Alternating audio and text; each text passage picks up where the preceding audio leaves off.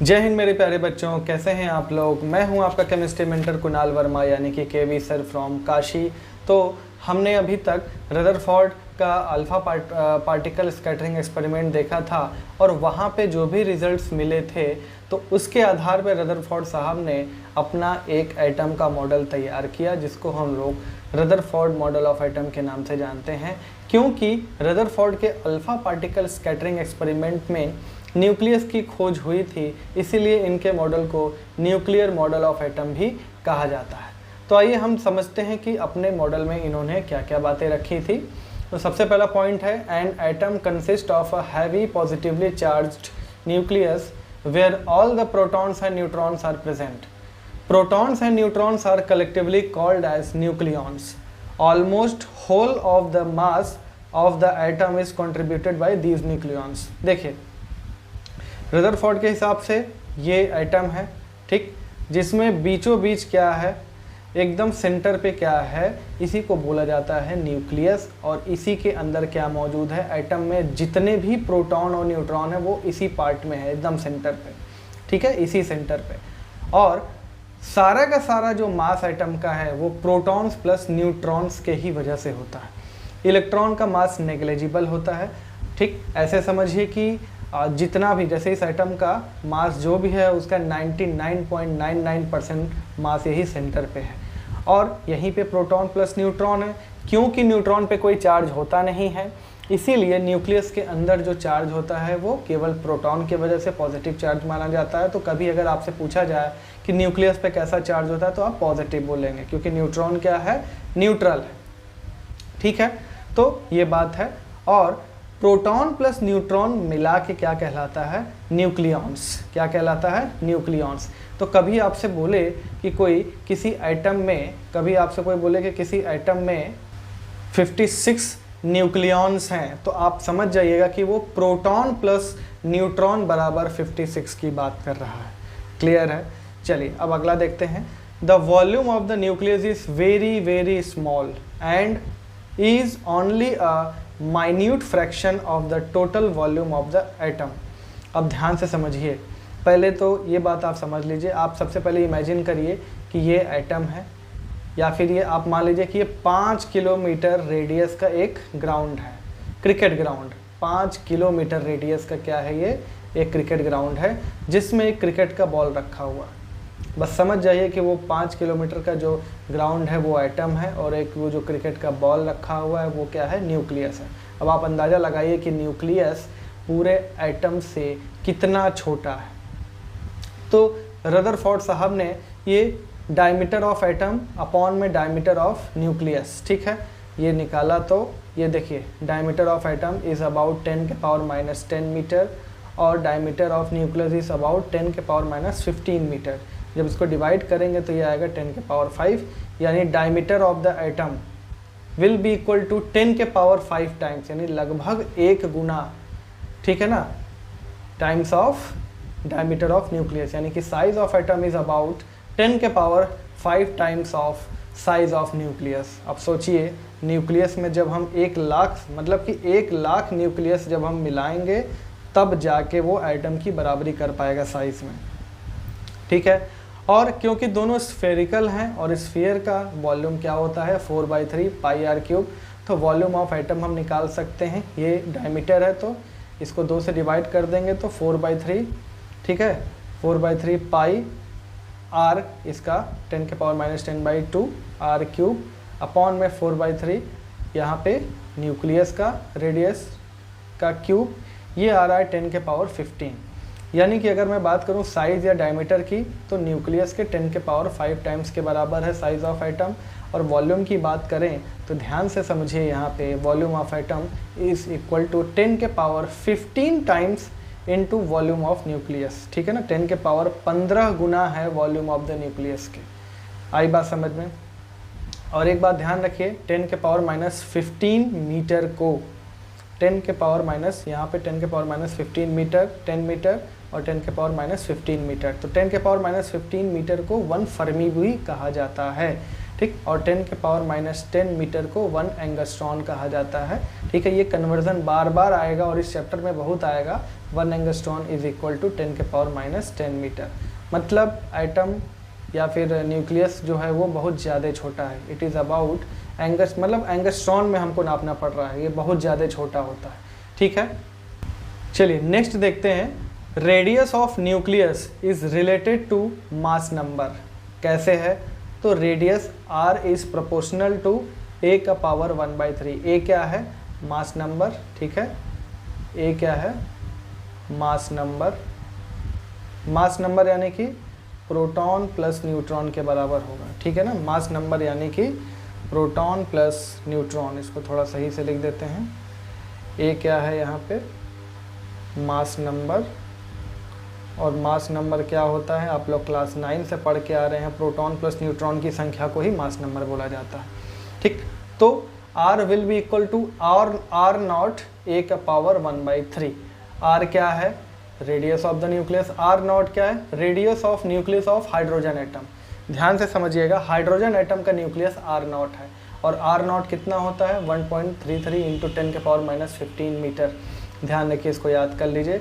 और 10 के power minus 15 अगर हम मीटर ना लिख के इसी को फर्मी लिख दें तो r nought equals to 1.33 fermi, ठीक है।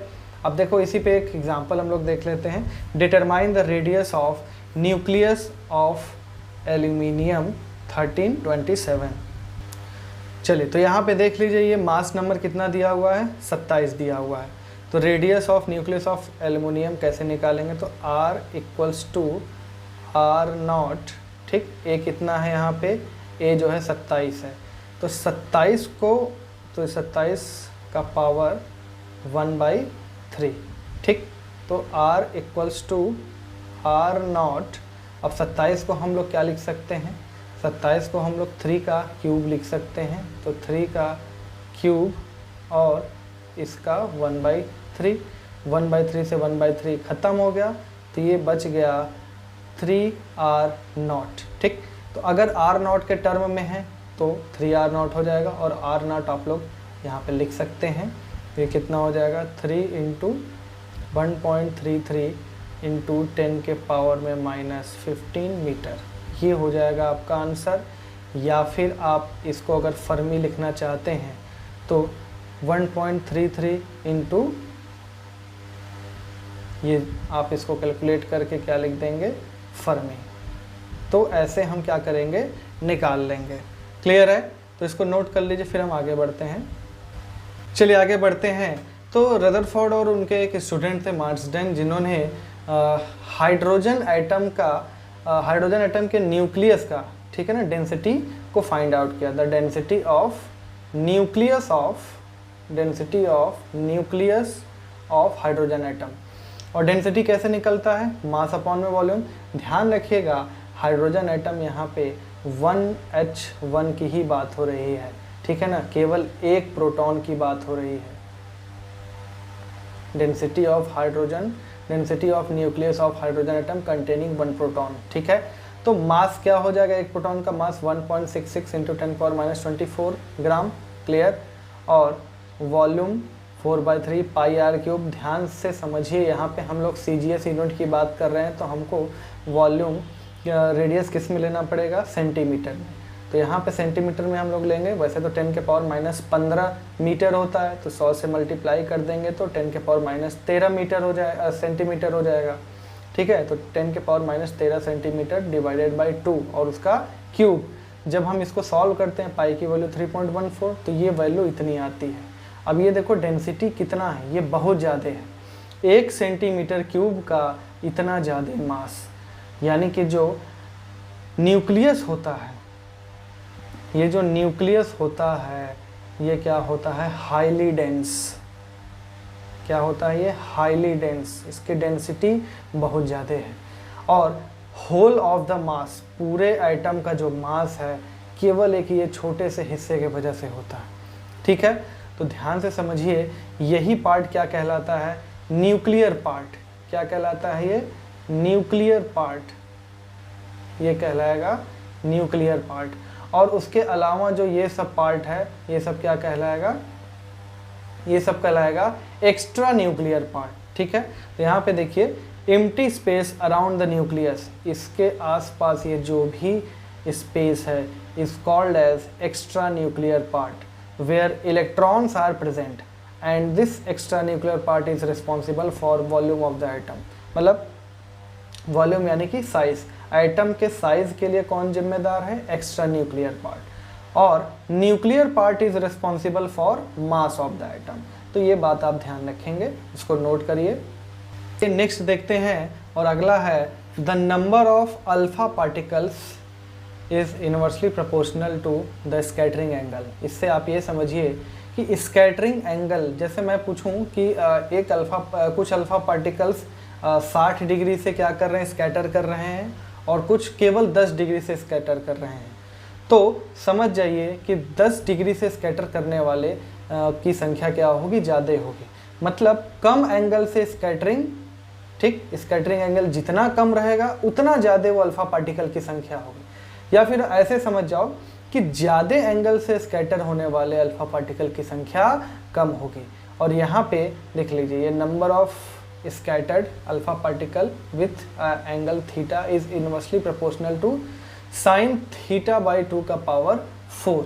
तो ये चीज़ आप समझ जाए। इस पर न्यूमेरिकल भी हम एक देख लेते हैं, और ये ग्राफ आप देख लीजिए। ठीक, देखिए जितना ज़्यादा स्कैटरिंग एंगल है उतने अल्फा पार्टिकल की संख्या क्या है? ये बहुत थोड़ी सी है। ठीक है, दिख रही है आपको। चलिए, determine the ratio of number of alpha particle जो 90 डिग्री से क्या हुए हैं? स्कैटर हुए हैं, और 60 से। तो ये रेशियो हमको निकालना है। तब ध्यान से देखिए, ये एंगल का ये जो भी रिलेशन है, ये साइन थीटा बाई 2 का पावर 4 ये इन्वर्सली का है। यानी कि मैं बात करूं नंबर ऑफ, यहाँ पे अगर 90 डिग्री अपॉन में n 60 डिग्री, तो ये क्या हो जाएगा? ये हम इन्वर्सली है तो ये हो जाएगा साइन, ठीक है ना, और थीटा बाई 2, यहाँ पे थीटा क्या हो जाएगा? यहाँ पे 60 बाई 2 यानी कि साइन 30, ठीक, अपॉन में साइन, ठीक, और यहाँ पे क्या हो जाएगा? 90 बाई 2 यानी कि 45, ठीक। अब साइन 30 कितना होता है? 1/2, तो 1/2 का पावर 4 यानी कि 1/2 इंटू 1/2 इंटू 1/2 इंटू 1/2, ठीक है। जिसको फास्ट आता है वो आराम से करे, ठीक, तुरंत। और साइन 45 कितना होता है? 1/√2, ठीक, तो 1/√2 इंटू 1/√2 इंटू 1/√2 इंटू 1/√2। क्लियर? तो यहाँ से जब हम इसको सॉल्व करेंगे तो ध्यान से समझना, ये √2 इंटू √2, 2 √2 इंटू √2, ये भी क्या हो जाएगा? ये हो जाएगा 1/4। तो 4 ऊपर चला जाएगा, और नीचे 2 इंटू 2, 4 इंटू 2, 8 इंटू 2, 16, ये आ जाएगा 1/4। अब ध्यान से समझिए, यानी कि n 90 अपॉन में n 60 degree is equal to 1/4। यानी कि अगर 90 डिग्री वालों की संख्या 1 है तो 60 डिग्री वालों की संख्या 4 है। इससे हमको क्या समझ में आ रहा है कि जो ज़्यादा एंगल से स्कैटर हो रहे हैं उनकी संख्या क्या है? कम है। यहाँ पे एक लाइन हम ऐसे लिख सकते हैं, क्या? मोर number of alpha particles are scattered at smaller angle। तो कम एंगल से स्कैटर होने वाले अल्फा पार्टिकल की संख्या ज़्यादा थी। नोट करिए इसको। आइए नेक्स्ट देखते हैं, 2 पॉइंट और हैं। तो रदरफोर्ड के मॉडल के हिसाब से इलेक्ट्रॉन्स ठीक उसी तरह रिवॉल्व करते हैं न्यूक्लियस के अराउंड जैसे प्लैनेट सन के अराउंड रिवॉल्व कर रहे होते हैं। तो इसीलिए रदरफोर्ड के मॉडल को हम लोग कभी कभी सोलर सिस्टम मॉडल भी कहते हैं। सोलर सिस्टम मॉडल भी कहा जाता है, ठीक है। तो सोलर सिस्टम मॉडल भी कहा जाता है, ठीक। और force of attraction between revolving electron and nucleus is counter balanced bye centrifugal force.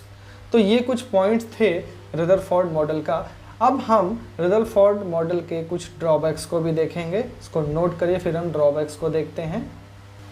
आइए ड्रॉबैक्स ऑफ रदरफोर्ड मॉडल देख लेते हैं। तो according to Maxwell electromagnetic theory, when a charged particle moves around another charged particle then it will continuously loses its energy.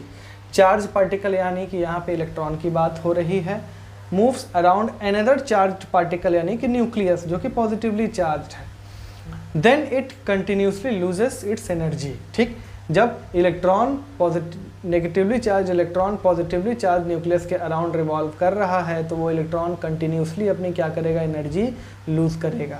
और energy lose अगर करेगा then it will come closer and closer to the nucleus, making spiral path and finally falls into the nucleus, making atom unstable.